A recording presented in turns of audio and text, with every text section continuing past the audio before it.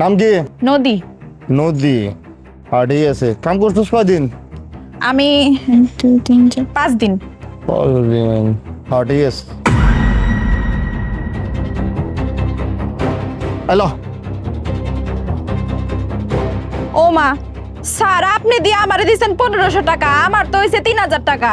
তোরে কে কামে লাগাইছে যে 3000 টাকা 5 দিনে কাম করাই দিমু তোরে আমি? 2 দিন হইতাছে কামত লাগছ না, এখনই বেতন নিয়ে লাগছিস আমার সাথে।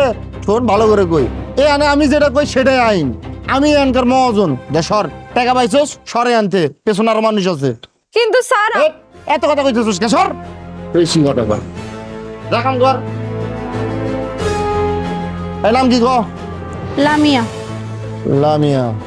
কাম করছিস কয়দিন? 7 দিন। 7 দিন। ঠিক আছে।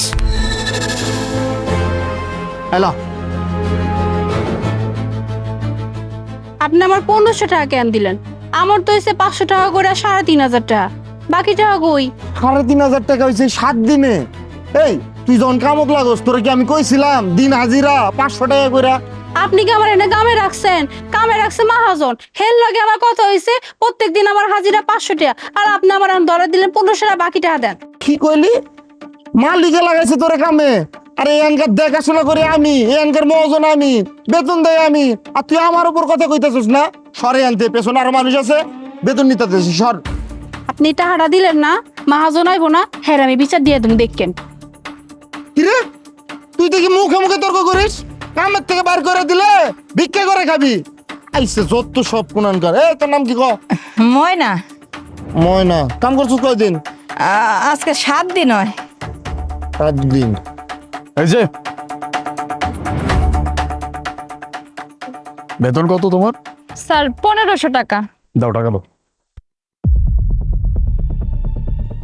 হ্যালো।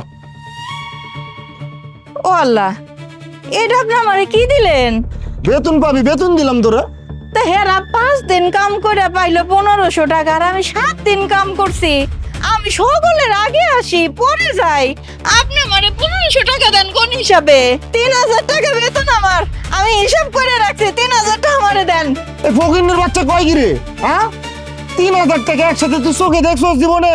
আইসে 3000 টাকা বেতন নিতে, 7 দিন কাম করছস, 1500 টাকা পাইছস। 1500 টাকা নিয়ে এনতে সর, পেছনে আর মানুষ আছে, বেতন নিতে দে, যা। শুনেন, আমি এত কিছু জানি না, আমার ন্যায্য টাকাটা আপনি আমারে দিয়ে দেন তো। তুই তো দেখি মুখে মুখে তর্ক করতেছস, কামের থেকে বাইর করে দিলে রাস্তায় ভিক্ষা করে খাবি, আর আমার লগে তর্ক করস তুই? সত্য সর। আপনি এমন করে কথা কইেন না, আমি অনেক কষ্ট করে কাম করি, অনেক পরিশ্রম হয় আমার ন্যায্য টাকা আপনি দেন আমারে। বুঝতে পারছি, তুই এমনি কথা বুঝবি না। তোরে তো সর। আল্লাহ রে, আল্লাহ।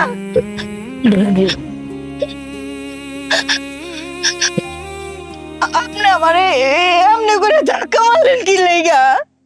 আচ্ছা টাকা কম দিবেন দিবেন না এটা ঠিক আছে, এই মানুষদের আপনার ধাক্কা আমরা ভাড়াই দিবেন, হ্যাঁ আপনার মায়ের বয়সী, আপনার মনে কিন্তু রহম নাই।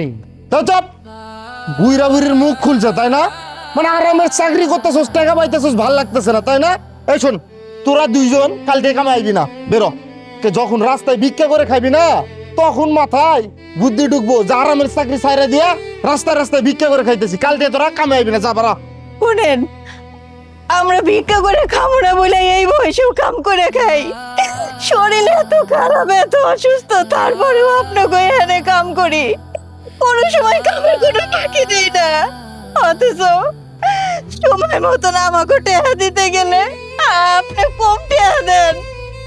আমরা মালিকের কাছে কোনো সময় বিচার দেই না ভয়ে, যে যদি আজকে বিচার দেই তাহলে আর কালকে আপনি আমাকে কাম করতে দিবেন না। কি কইলি? মালিক রে কবি? আরে এখানকার মালিক আমি, মহাজন আমি। আমি যেটা কমু সেটাই আইন, আর তোগো এইটাই মানা লাগবো। আর এই সাইডের যাই অরিজিনাল মালিক আছে না, ও যে এনে আসে না। আমার যা কয়, আমি যা কই হ্যাঁ তাই বিশ্বাস করে। তো আমি যেটা কমু আমার মালিক এইটাই বিশ্বাস করবো। আর বিচার দিবি কেমনে? তোকে তো কাকির থেকে বের করে দিছি, বেরো এই পয়েন্টে তাড়াতাড়ি বের হয় এনতে। আপনি এমন কাম করেন না, আপনারও তো মা আছে, আপনারও তো বাপ আছে, আমাকে বয়সী হইব, তাইলে আপনি আমাকে গায়ে হাত তুলতে গেলে কি আপনার বুকটা কাঁপে না?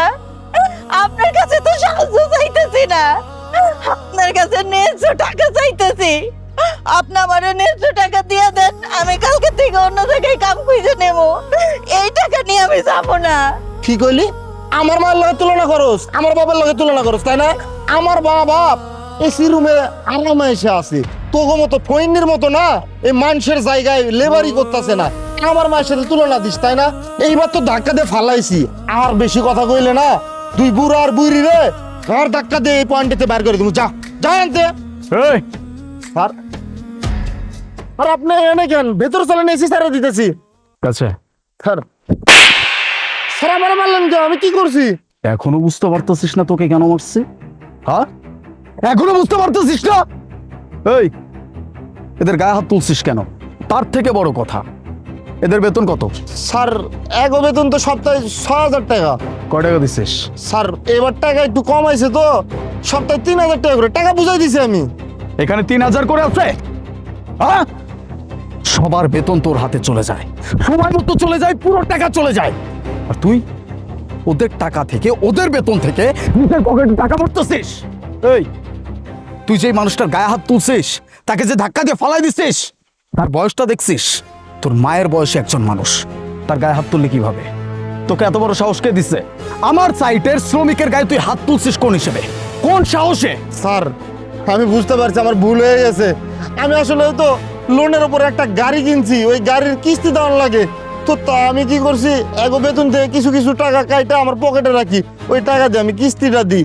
স্যার আমি ভুল করছি, আমি মানতেছি, আমার মাফ করে দেন স্যার আপনি। আচ্ছা, গাড়ি কিনবি তুই, সেই গাড়িতে চড়বি তুই, আর সেটার কিস্তি ওরা পূরণ করবে? হ্যাঁ, তাই তো বলি, আমার সাইড থেকে লোকজন এইভাবে চলে যায় কেন, তাও আবার আমাকে কোনো কিছু না বলে।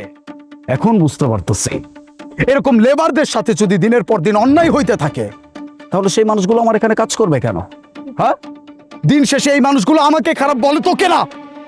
বুঝতে পারতেছি, শুধু বুঝতে পারি নাই, আজকে নিজের চোখে সেই সবকিছু নমুনাও দেখছে। মাসের পর মাস এই মানুষগুলার, এই শ্রমিকগুলার টাকা তুই মেরে দিচ্ছিস, তাদের হকারটাকে তুই মারছিস। তোকে তো আমি এমনি ছেড়ে দিব না, তোকে যে আমি কি করব এটা শুধু নিজের চোখে দেখবে। চল এখন আমার সাথে থানায়। স্যার স্যার স্যার স্যার আমি কইতেছি শোনেন, আমি আমি এগো সব টাকা দিয়ে দেবো, আমি আমার নিজের পকেট থেকে এগো টাকা সব দিয়ে দেবো। আমার আর আপনি চাকরি থেকে বাইর করবেন না, আর আপনার যে পয়েন্ট, আপনার যত জায়গা জমি আছে আমি দেখে রাখবো। আমার এবারের মতো মাফ করে দেন, এইরকম ভুল আর কখনো হইব না স্যার, আমি আপনার কথা দিতেছি। টাকা তো অবশ্যই দিবি, এই টাকা যদি তুই শোধ না করিস তাহলে যে কি হবে সেটা তুই কল্পনাও করতে পারতেছিস না। কিন্তু এই মানুষগুলোর সাথে যে অন্যায়টা তুই করছিস, এইটার শাস্তিও আমি তোকে দিব। তুই শুধু চেয়ে চেয়ে দেখবি যে তোর সাথে কি হচ্ছে। আর আপনাদের কাছে আমি হাত জোর করে ক্ষমা চাচ্ছি। এরকম একটা অমানুষকে আমি অ্যাপয়েন্ট করে রাখছিলাম আপনাদের দেখাশোনা করার জন্য, আপনাদেরকে পরিচালনা করার জন্য। আপনাদের টাকা আপনারা এরপর থেকে একদম ঠিকঠাক পেয়ে যাবেন, তা আবার আমার কাছ থেকে পাবেন। তুই চল, তোর ব্যবস্থা এখন আমার করতে হবে। Sir sir